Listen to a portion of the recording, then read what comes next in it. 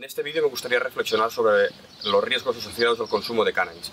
No tiene sentido hablar de consumo de cannabis sin especificar qué tipo de riesgos se asocian, porque será radicalmente distinto el tipo de riesgos que se verán implicados, de muy pequeños a muy altos.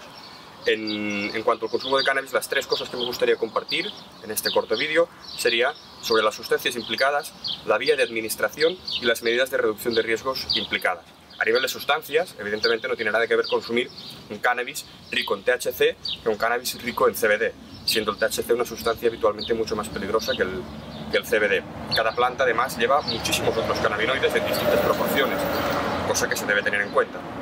En España, además, habitualmente se mezcla el cannabis con el tabaco, otra sustancia que se implica en el consumo.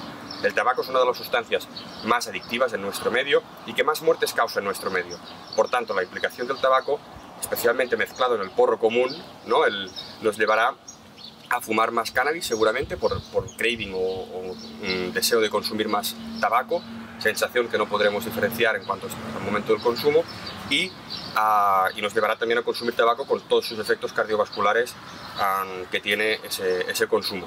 A nivel de vía de administración, evidentemente no tiene nada que ver una vía de administración fumada, una oral, que una vaporizada, siendo la primera la más arriesgada y quizá la última la menos, estando esto a veces en cuestión.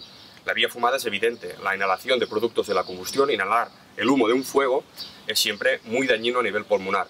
En la vía oral, los riesgos asociados son sobre todo a nivel de dosificación, siendo difícil calibrar el nivel de efectos por lo que tarda en subir los efectos del cannabis oral.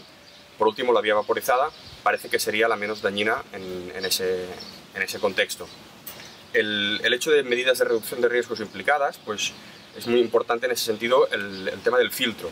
Muchos usuarios consumen sin filtro pensando que el filtro reduce los efectos y el sabor del cannabis, siendo que es cierto que puede reducir el sabor, no es cierto que reduce los efectos.